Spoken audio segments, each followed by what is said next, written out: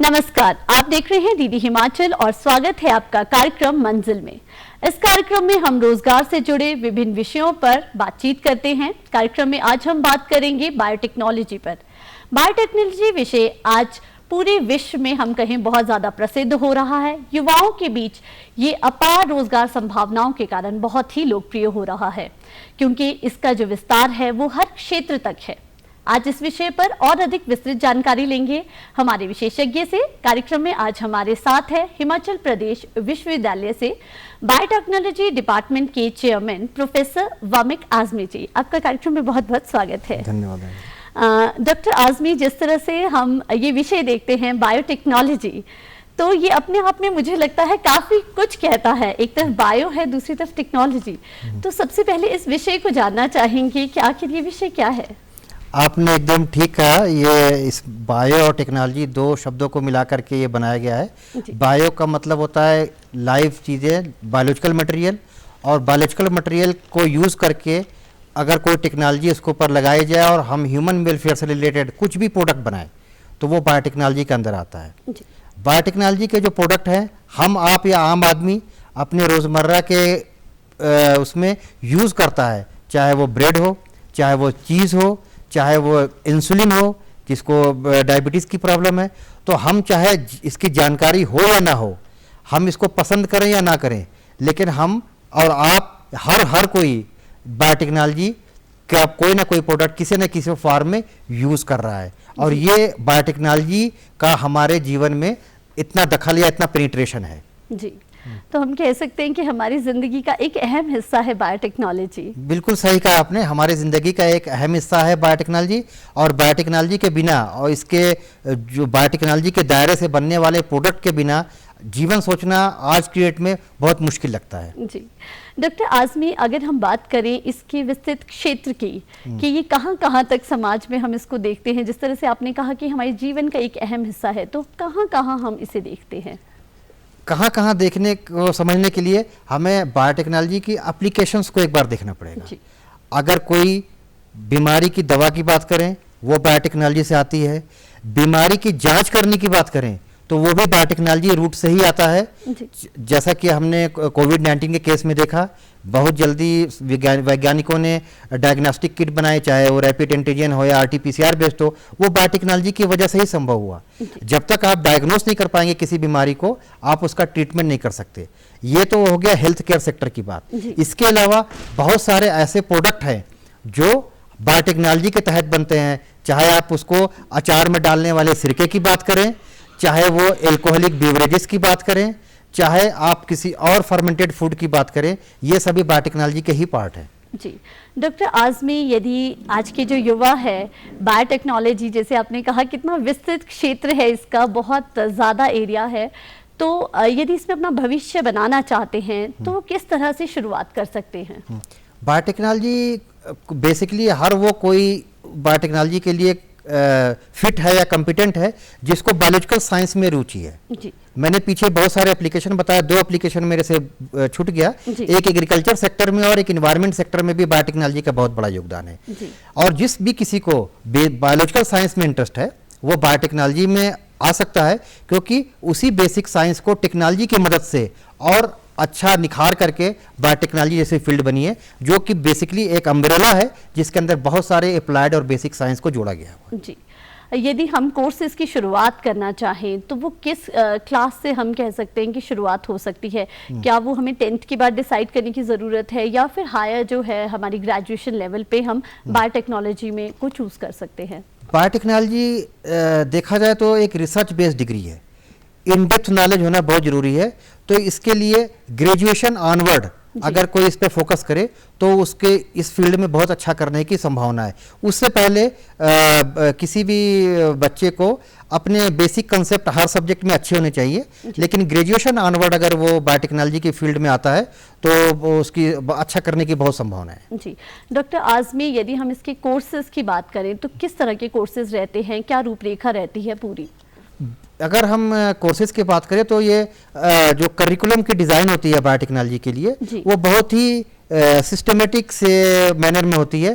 पहले basic courses होते हैं, फिर अप्लाइड कोर्सेज होते हैं और फिर कुछ इंजीनियरिंग के फंडामेंटल्स आते हैं, जी। ताकि इस तीनों को जब आप कंबाइन करेंगे तभी आप कोई अच्छा रिजल्ट पा सकेंगे। तो इस तरह से कोर्स में बेसिक, अप्लाइड प्लस इंजीनियरिंग के कंसेप्ट तीनों होते हैं। जी।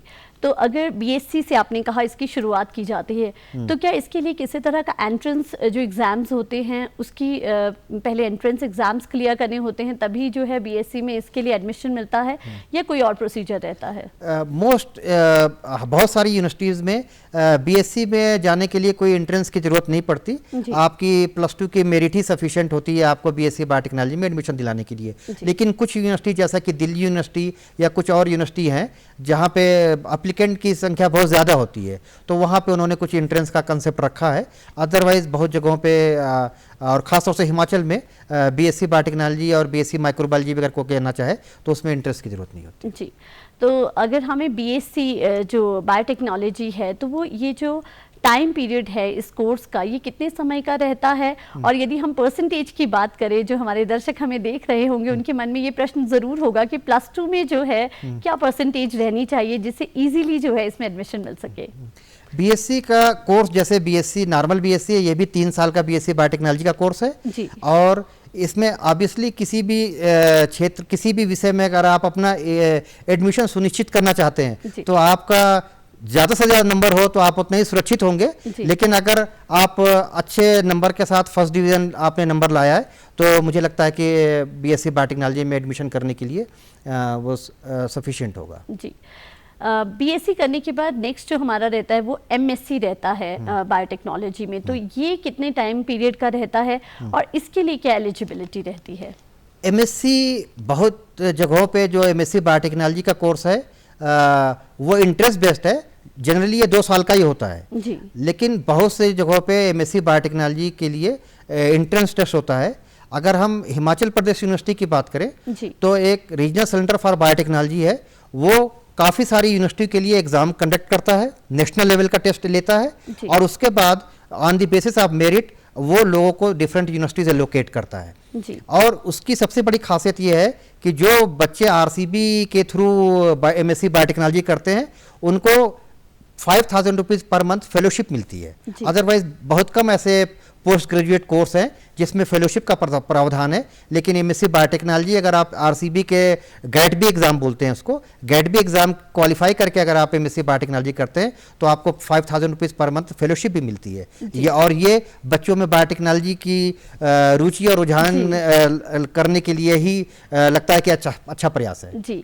यदि हम इसमें स्पेशलाइजेशन की बात करें तो क्या किसी तरह का एमएससी के दौरान जो है स्पेशलाइजेशन का प्रावधान भी है? एज सच तो स्पेशलाइजेशन का प्रावधान नहीं है। Most of the places MSc biotechnology की ही डिग्री दी जाती है, लेकिन करिकुलम का जो डिज़ाइन है वो लोकल नहीं, लेकिन जहाँ की यूनिवर्सिटी होती है, जिस स्टेट में होती है, उसके नीड बेस्ड करिकुलम डिज़ाइन होता है। जैसे हमारा एचपी यूनिवर्सिटी का करिकुलम है माइक्रोबियल बायोटेक्नोलॉजी की तरफ ज़्यादा टिल्ट है। अगर आप गोवा यूनिवर्सिटी का सिलेबस देखेंगे तो मराइन बायोटेक्नोलॉजी के लिए होगा, किसी का सिलेबस एग्रीकल्चर बायोटेक्नोलॉजी को ज़्यादा फोकस करता है। लेकिन अदरवाइज ये सारे जो है एमएससी बायोटेक्नोलॉजी के ही दायरे में आते हैं। जी। लेकिन जहाँ की नीड जो है उस बात पे ध्यान रखा जाता है ताकि इन फ्यूचर जो है बच्चों को किसी भी तरह की रोजगार में कोई कमी ना आए, उन्हें रोजगार आसानी से मिल जाए। बिल्कुल सही है जी। बिल्कुल। डॉक्टर आज़मी, यदि हम कुछ शॉर्ट टर्म कोर्सेज की बात करें कि बीएससी के बाद या एमएससी के बाद या इन बिटवीन जो है किसी तरह का कोई कोर्स कर सके जो हेल्प करे बायोटेक्नोलॉजी के लिए इन फ्यूचर के लिए, तो वो किस तरह के रहते हैं? बायोटेक्नोलॉजी के साथ कुछ सपोर्ट के लिए कुछ छोटे छोटे 1 साल के सर्टिफिकेट कोर्स कई जगहों पे चलते हैं, जैसे certificate course in bioinformatics. Bioinformatics भी एक ऐसी ब्रांच है जो बहुत तेज़ी से आगे बढ़ रही है और उसमें भी बहुत अपार संभावनाएं हैं रिसर्च करने की। इसी तरह से इम्यूनोलॉजी, इम्यूनोटेक्नोलॉजी के ऊपर भी सर्टिफिकेट कोर्स CRI कसौली में होते हैं। तो इस तरह के सर्टिफिकेट कोर्स करके आदमी अपना वैल्यू एडिशन कर सकता है। आपके पास बायोटेक्नोलॉजी का ज्ञान है, लेकिन अगर आपने 1 साल का सर्टिफिकेट बायोइन्फॉर्मेटिक्स का कर लिया तो आपके पास एक आपके कोर्स का एक वैल्यूडेशन हुआ और आपको शायद आगे भविष्य में कुछ करने के लिए अच्छे मौके मिलेंगे। जी। यदि हम इसमें हायर कोर्सेज की बात करें तो हायर कोर्सेज में क्या पीएचडी ही रहता है या फिर हम कह सकते हैं कि बायोटेक्नोलॉजी में और भी टेक्निकल साइड में जो इंजीनियरिंग साइड में है उसमें भी कोर्सेज हैं? जैसा कि मैंने पहले कहा कि बायोटेक्नोलॉजी एक रिसर्च बेस्ड डिग्री है, इसमें इन डेप्थ नॉलेज होना बहुत ज़रूरी है अगर आप अच्छा करना चाहते हैं और देर तक इस फील्ड में टिकना चाहते हैं। और उसके लिए मेरे हिसाब से पीएचडी करना बहुत आवश्यक है जी। और पीएचडी करने के लिए आपके पास कई सारे एग्जाम है जिसके तहत आपको फेलोशिप मिलती है, जैसे आप डीबीटी का जीआरएफ होता है, आईसीएमआर का जीआरएफ होता है, नेट जीआरएफ होता है। तो एमएससी करने के बाद आप ये फेलोशिप क्वालिफाई, कोई भी जो जिसको भी इसमें रुचि है वो ये फेलोशिप क्वालिफाई कर सकता है। और फेलोशिप क्वालिफाई करने के बाद वो किसी अच्छे इंस्टीट्यूट में या किसी अच्छी यूनिवर्सिटी में जा करके रिसर्च कर सकता है और वो रिसर्च करके फिर आगे अपना कैरियर के बारे में सोच सकता है कि आगे उसने क्या करना है। जी डॉक्टर आज़मी, हम बायोटेक्नोलॉजी में जो है बीटेक बायोटेक्नोलॉजी के बारे में भी सुनते हैं, तो ये किस तरह का डिग्री कोर्स है? देखिए, जो बीएससी बायोटेक्नोलॉजी या एमएससी बायोटेक्नोलॉजी है ये साइंस के कोर्सेज हैं जी। टेक्नोलॉजी का कंपोनेंट जरूर है, लेकिन जो बीटेक कोर्सेज है they are tilted most towards technological part. वो टेक्नोलॉजी के लिए ज़्यादा टिल्टेड होते हैं और उसमें इंजीनियरिंग के फंडामेंटल्स थोड़े ज़्यादा होते हैं। तो इंडस्ट्री के पॉइंट ऑफ व्यू से देखा जाए तो इंडस्ट्री के लोग दे प्रिफर बीटेक और एमटेक कैंडिडेट ओवर बीएससी और एमएससी कैंडिडेट जी। तो ये जो हैं हम कह सकते हैं पार्ट जो हैं ये बायोटेक्नोलॉजी के ही हैं जी। तो ये जो बीटेक और एमटेक है सर, इसका टाइम पीरियड क्या रहता है? क्या वो 3 और 2 वर्षों की तरह रहता है या फिर इसका जो समय सीमा है वो अलग रहती है? और साथ ही साथ जो इसकी एलिजिबिलिटी है क्या वो भी उसी तरह की रहती है जैसी कि हमारी बीएससी और एमएससी की है? बीटेक और एमटेक के लिए एलिजिबिलिटी ऑलमोस्ट एमएससी और बीएससी वाली ही है, लेकिन बीटेक कोर्स 4 साल का होता है, एमटेक कोर्स 2 साल का होता है। और एमटेक कोर्स की एक खासियत ये भी होती है कि उसका जो 4th सेमेस्टर होता है वो टोटल रिसर्च बेस्ड होता है, उसमें डिजर्टेशन होता है जिसमें स्टूडेंट को कोई रिसर्च प्रॉब्लम दी जाती है और उसको उसने रिसर्च करके देखना होता है। और दैट्स वाई उनकी ट्रेनिंग जो है इंडस्ट्री के लिए थोड़ी बेटर होती है और इंडस्ट्री के लोग इसीलिए एमटेक को ज़्यादा प्रेफरेंस देते हैं क्योंकि उनका टेक्नोलॉजिकल और इंजीनियरिंग कंसेप्ट जो है साइंस वाले से थोड़ा बेटर होता है जी। तो उनकी स्पेशलाइजेशन वहीं पर हो जाती है जिसमें में वो अपना कोर्स कर रहे हैं। Exactly. जी। तो डॉक्टर आज़मी, बायोटेक्नोलॉजी इंजीनियरिंग इसको थोड़ा विस्तृत रूप में जानना चाहेंगे कि ये क्या है और इसमें किस तरह से हम आगे बढ़ सकते हैं? देखिए, जैसा कि मैंने बोला था कि बायोटेक्नोलॉजी बेसिक, अप्लाइड और इंजीनियरिंग सब्जेक्ट्स का एक बड़ा अम्ब्रेला है जी। उसी से बहुत सारे एडवांस ब्रांचेस बनी हैं जिसकी तहत एक biotechnology engineering, biochemical engineering, biomedical engineering, ये सब विधाएं निकली हैं जी। जो उसी का एक्सटेंशन है और स्पेशलाइज एरिया है और ये चीज़ें जो है आपको एक स्पेशलाइजेशन की तरफ ले जाती है। अगर आपने बायोमेडिकल इंजीनियरिंग की हुई है, एमटेक किया है बायोमेडिकल इंजीनियरिंग में या बायोकेमिकल इंजीनियरिंग में, देन आपको उसके जो कोर सब्जेक्ट है उसके में आप वेल ट्रेंड होते हो और किसी इंडस्ट्री को या किसी यूनिवर्सिटी को या किसी को इस स्पेशलाइजेशन का बंदा चाहिए या कोई कैंडिडेट चाहिए तो आप उसमें बड़े आराम से फिट बैठते हैं क्योंकि आपने स्पेशलाइजेशन उसी फील्ड में किया हुआ है जी। डॉक्टर आज़मी, ये आपने हमें बताया कोर्सेज के बारे में कि किस तरह से हम ये कोर्सेज कर सकते हैं, कौन सी हायर एजुकेशन हम इसमें ले सकते हैं। अब आपसे जानना चाहेंगे कि आखिर हिमाचल में और इंडिया में हम कौन कौन से ऐसे कॉलेजेस हैं, यूनिवर्सिटीज़ हैं जहां पर जाकर हम ये कोर्सेज कर सकते हैं?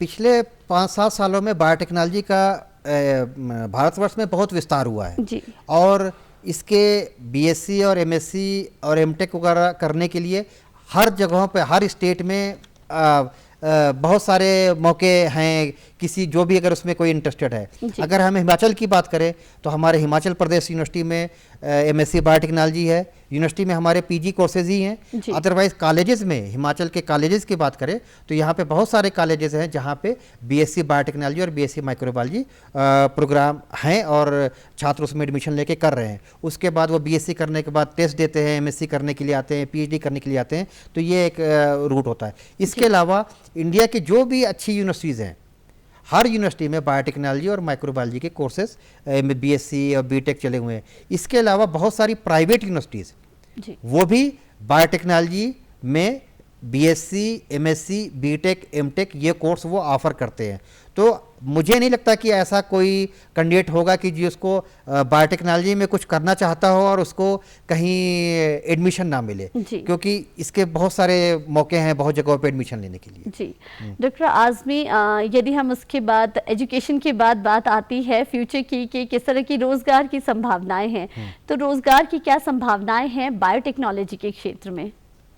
क्योंकि बायोटेक्नोलॉजी का इधर विस्तार बहुत तेज़ी से हुआ है, तो अगर बायोटेक्नोलॉजी में आपने बीएससी किया है या एमएससी किया है तो बहुत ज़्यादा रोजगार के मौके उस स्टेज पे नहीं होते हैं जी, क्योंकि आपके पास ऑलरेडी एजुकेटेड या रिसर्च एक्सपीरियंस लोगों का एक पूल इकट्ठा है जी। तो जाहिर सी बात है कोई लोअर क्वालिफाइड आदमी को नहीं लेना चाहेगा, जबकि हायर क्वालिफाइड आदमी मौजूद हैं उनके पास हायर करने के लिए। तो इसके लिए मैं ये बोलना चाहूँगा कि रोज़गार के मौके तो बहुत हैं, लेकिन जब तक आप रिसर्च करके अपने को वैल्यू एडिशन नहीं करोगे तब तक थोड़ा सा रोज़गार भी आपसे दूर रहेगा। तो अपना वैल्यू एडिशन करना बहुत ज़रूरी है इस फील्ड में, ताकि आपके पास रोज़गार के मौके ज़्यादा से ज़्यादा हो। जी डॉक्टर आज़मी, यदि हम प्राइवेट और गवर्नमेंट सेक्टर्स की बात करें तो किन किन क्षेत्रों में और कौन कौन सी जॉब्स जो हैं वो युवाओं के लिए उपलब्ध रहती हैं? मैडम, ये आपने बहुत अच्छा सवाल पूछा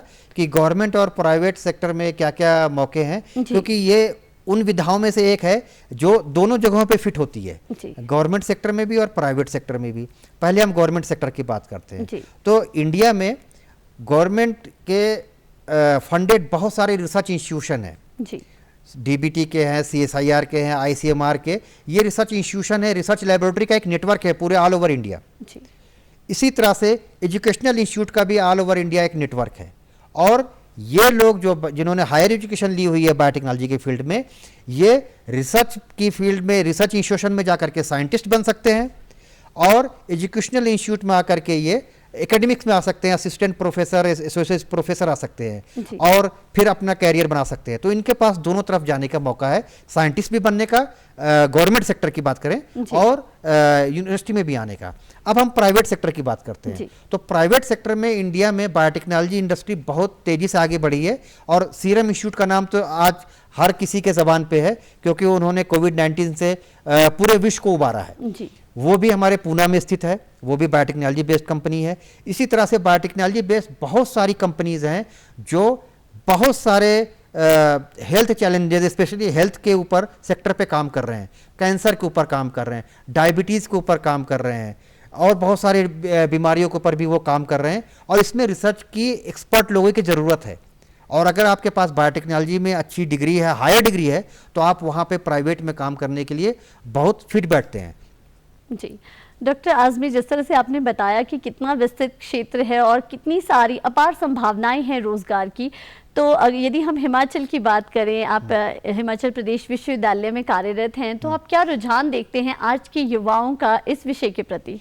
इस विषय के प्रति बहुत ज़्यादा क्यूरियोसिटी है लोगों में कि ये इसमें क्या क्या किया जा सकता है, लेकिन एक क्यूरियस होना और उसको एक्सप्लोर करके उसमें आगे बढ़ना, दोनों में थोड़ा सा फर्क होता है। हिमाचल के साथ थोड़ा सा जो एक लिमिटेशन दिखती है कि हिमाचल में बायोटेक्नोलॉजी बेस्ड इंडस्ट्रीज बहुत कम है।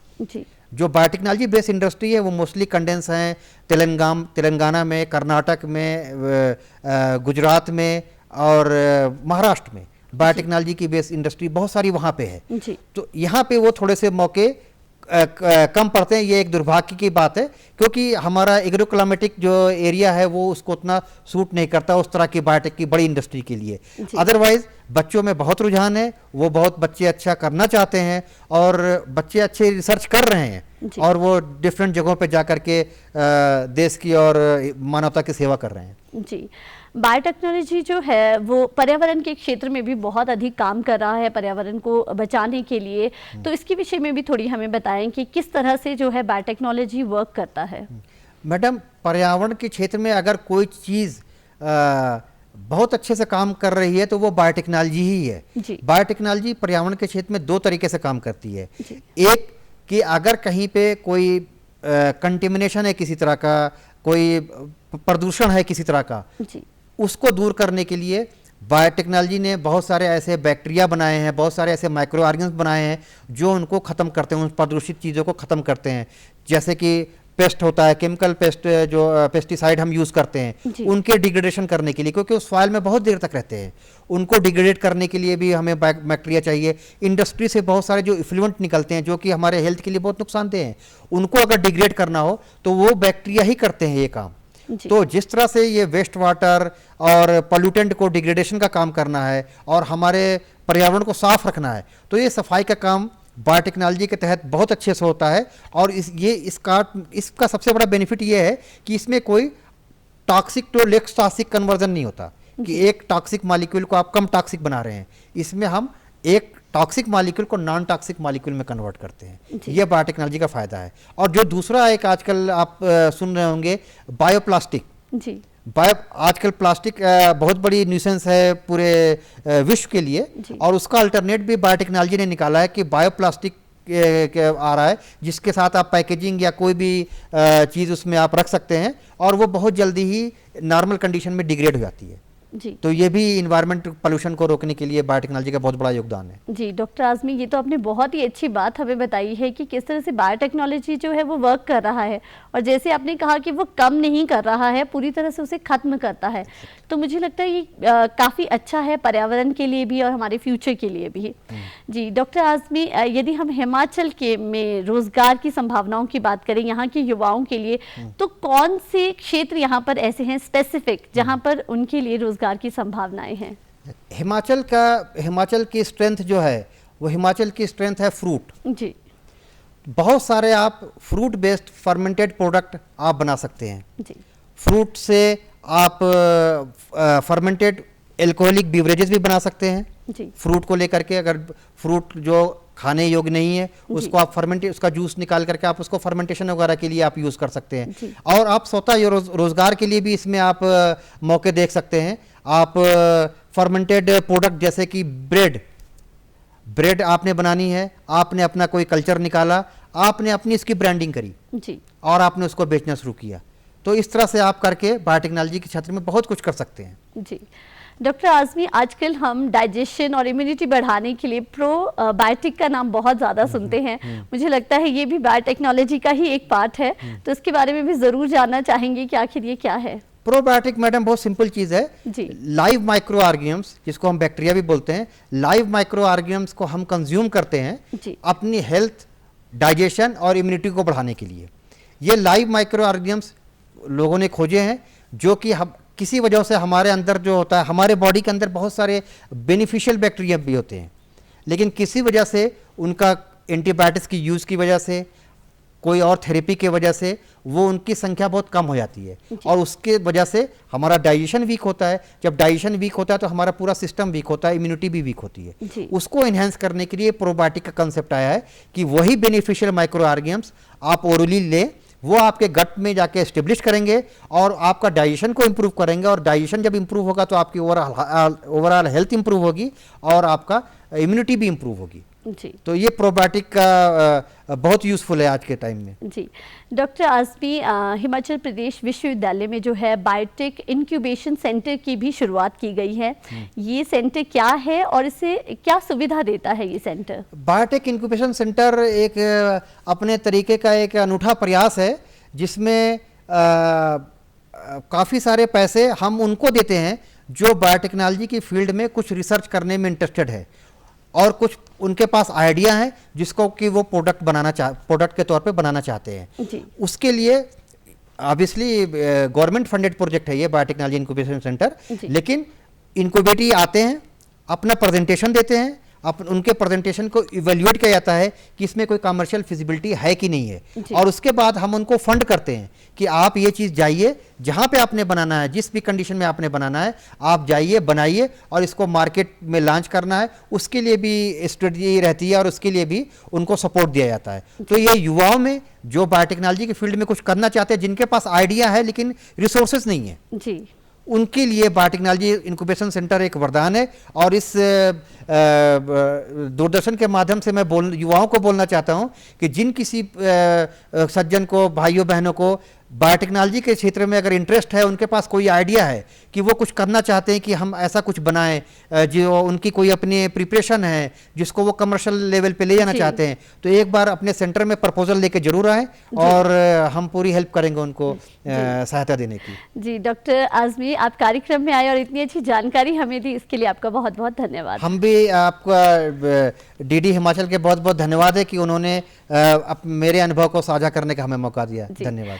आज कार्यक्रम में हमारे साथ थे डॉक्टर वामिक आज़मी, जिनसे हमने जाना कि बायोटेक्नोलॉजी में क्या है रोजगार की संभावनाएं। आज कार्यक्रम में बस इतना ही। एक नए विषय के साथ फिर हाजिर होंगे, तब तक दीजिए इजाजत। नमस्कार।